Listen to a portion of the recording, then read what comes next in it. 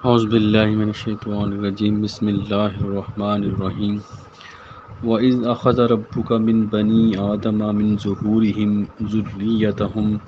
وَأَشْهَدَهُمْ عَلَىٰ أَنفُسِهِمْ أَلَسْتُ بِرَبِّكُمْ قَالُوا بَلَىٰ شَهِدْنَا أَن تَقُولُوا يَوْمَ الْقِيَامَةِ إِنَّا كُنَّا عَنْ هَٰذَا غَافِلِينَ۔ اور جب آپ کے رب نے اولاد آدم کی آپ کے رب نے اولاد آدم کی پشتوں سے ان کی اولاد کو نکالا اور ان کی جانوں پر انہیں گواہ بنایا، کیا میں تمہارا رب نہیں ہوں؟ انہوں نے کہا، کیوں نہیں؟ ہم نے گواہی دی، ایسا نہ ہو کہ تم قیامت کے دن کہو کہ ہم تو یقیناً اس سے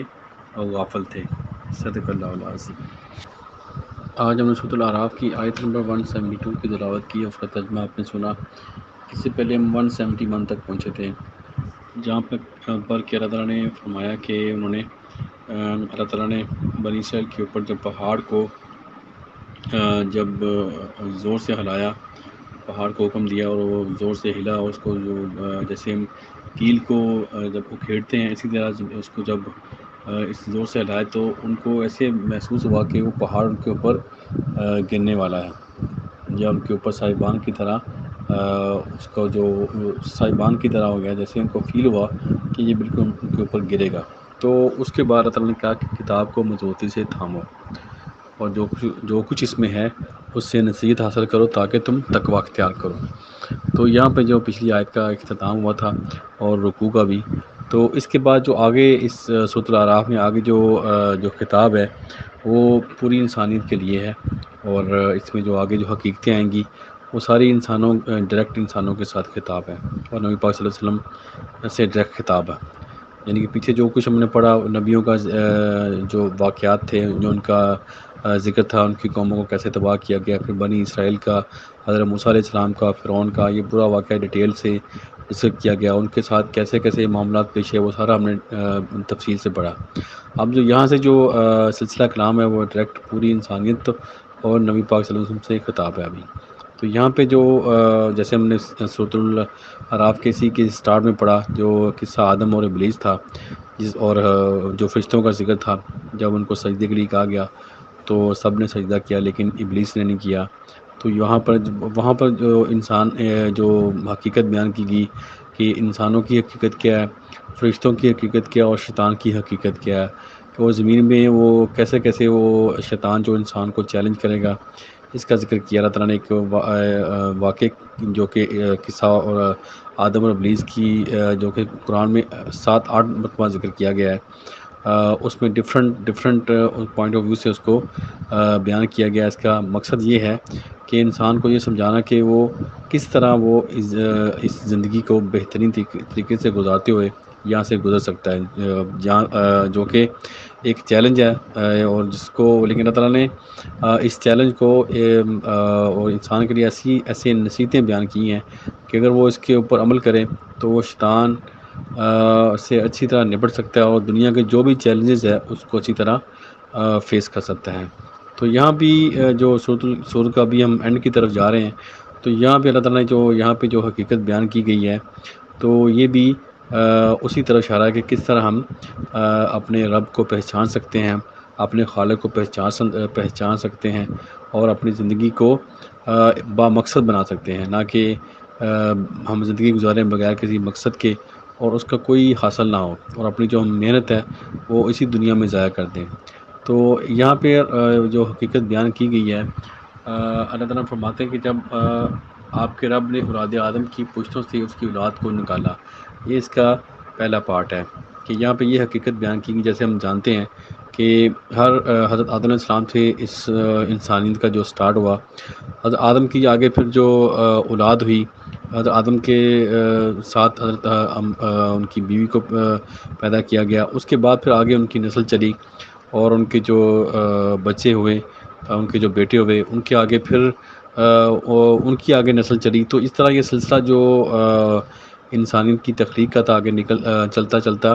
ابھی آپ دیکھیں کتنی بڑی تعداد میں انسانوں کی اس دنیا میں موجود ہے۔ تو یہ سارے حضرت آدم علیہ السلام کی نسل ان کی اولاد ہیں۔ اس کے بعد پھر ان کو گروہ میں تقسیم کیا گیا،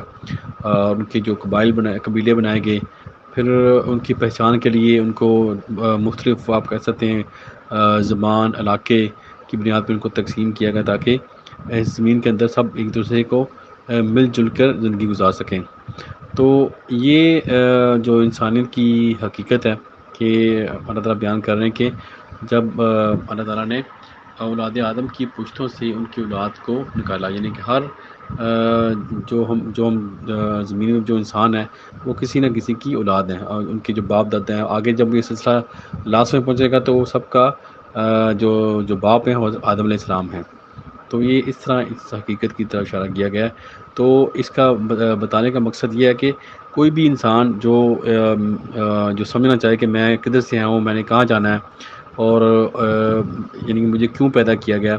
تو یہ ساری چیزیں آپ کو اگر آپ قرآن کی آیات کا مطالعہ کریں گے تو آپ کو یہ ساری حقیقتیں کھل کے سامنے آ جائیں گی کہ انسان کہاں سے چلا اور اس کی حقیقت کیا ہے اور کہاں تک اس نے پہنچنا ہے۔ تو یہ اس کی طرف اشارہ کیا گیا ہے۔ تو یہ جو پہلا پارٹ تھا کہ آدم علیہ السلام آدم کی پشتوں سے ان کی اولاد کو نکالا، تو یہ انسانیت کا جو سٹارٹ ہے، جیسا کہ جو اس صورت کے ہم سٹارٹ میں پڑھا کہ جو جب فرشتوں نے اور فرشتوں کو اللہ تعالیٰ نے حکم دیا کہ سجدہ کرو، یہ بھی اسی دوران یا اس کے آگے پیچھے ہی کا یہ واقعہ ہے جب انسانیت کی جو تخلیق تھی اور کائنات کی جو تخلیق تھی اور زمین پہ جو انسانوں کا جب سٹارٹ ہے، اس سے پہلے جب عالم ارواح میں یہ واقعہ پیش آیا، یعنی کہ ابھی ان کو فزیکلی زمین پہ نہیں بھیجا گیا، لیکن جو عالم ارواح میں جب ساری روحوں کو اللہ تعالیٰ نے پیدا کیا، ساری روحوں کو تخلیق کیا، تو اس وقت یہ واقعہ پیش آیا ہے۔ یعنی کہ یہ فزیکلی جیسے ہم آج اس دنیا میں موجود ہیں اس طرح نہیں، جو عالم ارواح میں جو ہماری روحیں تھیں ان کو جمع کیا گیا، جیسے حدیث میں آیا کہ حضرت آدم علیہ السلام کو جب پیدا کیا گیا تو ان کی اللہ تعالیٰ نے ان کی جو پوری اولاد قیامت تک آنی تھی ان کو ان کے سامنے پیش کیا، اور وہ حدیث میں ہے کہ وہ اتنی چھوٹی ان کا جیسے چونٹی ہوتی اتنے سائز میں تھے۔ تو ظاہر ہے وہ اتنی جو ہمارے سمجھانے کے لیے کہا گیا، تو روح وہ ایکچولی روح تھی، جو ہماری روحیں تھیں، تو روح کا ہم سب جانتے ہیں کہ روح کا کوئی فزیکل ان کا وجود نہیں ہے، وہ تو ایک کہہ لیں کہ ان کا کوئی سائز یا اس طرح کوئی چیز ہم اس کو ماپ نہیں سکتے، یہ اللہ تعالیٰ کا جو امر ہے، اللہ تعالیٰ کا حکم ہے۔ تو لیکن جو حدیث میں آتا ہے کہ وہ چونٹیوں کی شکل میں تھے، اتنا ان کا سائز تھا۔ تو ان کو جب آدم علیہ السلام کو دکھایا گیا تو کہ ان کی جو بھی اولاد تھی قیامت تک آنی تھی وہ ساری ان کو دکھائی گئی۔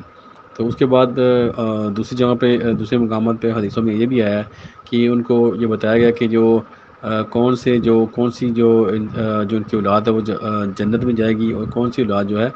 جہنم میں جائے گی۔ تو اس پر صحابہ کرام رضی اللہ تعالیٰ عنہم نے پوچھا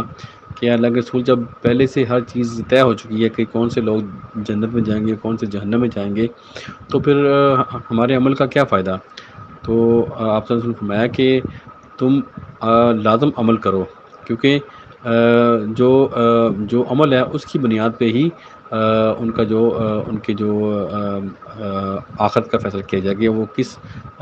ان کی آخرت کیا ہوگی، جو انسان کا عمل ہوگا اس کی بیس پہ ہی ڈیسائیڈ کیا جائے گا۔ لیکن کیونکہ اللہ تعالیٰ کا علم لامحدود ہے اور جو کچھ قیامت تک ہونا اور اللہ تعالیٰ کے علم میں ہے، لیکن اس کا مطلب یہ نہیں ہے کہ انسانوں کو مجبور کیا گیا کہ وہ لازم یعنی کہ جو جہنمی ہے وہ ان کو مجبور کیا گیا وہ جہنم میں جائیں گے، ایسا نہیں ہے، بلکہ یہ اللہ تعالیٰ کا علم ہے جو کہ لامحدود ہے، اور اس کے علم جو ہے اس کی کوئی حد نہیں ہے۔ تو یہ جو روحیں جو ان کو دکھائیں گی کہ جو جنت میں جائیں گی جو جہنم میں جائیں گی، یہ اللہ تعالیٰ کا علم ہے، لیکن انسان کو اللہ تعالیٰ نے بااختیار پیدا کیا ہے، اور جو بھی وہ عمل کرتا ہے اس کو پورا اختیار ہے۔ یعنی کہ اب کوئی انسان اگر جنت کا عمل کرتا ہے تو اس کو یہ پورا اختیار ہے، اور اگر کوئی جہنمی کام کرتا ہے، جہنم میں جانے والے کام کرتا ہے، تو یہ بھی اس کے اختیار میں۔ کوئی آپ دیکھیں کوئی اگر انسان نیک کام کرتا ہے تو کوئی شیطان اس کو ہاتھ سے نہیں پکڑتا، اسی طرح اگر کوئی بھی انسان اگر کوئی برائی کا کام کرتا ہے تو کوئی فرشتہ اس کو روکتا نہیں ہے۔ تو یہ انسان کے اختیارات میں ہے، انسان کے اختیار میں ہے کہ کوئی بھی راستہ استعمال کر سکتا ہے۔ تو یہ جو عظیم الشان جو آیت ہے جو کہ ایک بہت بڑی حقیقت کی طرف اشارہ کرتی ہے، اس کو ہم انشاءاللہ کل پھر اس کو پڑھیں گے اور اس کو سمجھنے کی کوشش کریں گے۔ اللہ تعالیٰ ہم سب کو عمل کی توفیق دے، اور دعا کہ پوری دنیا میں جہاں جہاں کوئی بھی انسان پریشان ہے، اللہ تعالیٰ اس کی پریشانی دور کرے، جو بیمار ہے اللہ تعالیٰ ان کو شفا دے، اور جو فوت ہو چکے ہیں اللہ تعالیٰ ان کی مغفرت کرے۔ آمین۔ صدق اللہ العظیم۔ جزاک اللہ خیر۔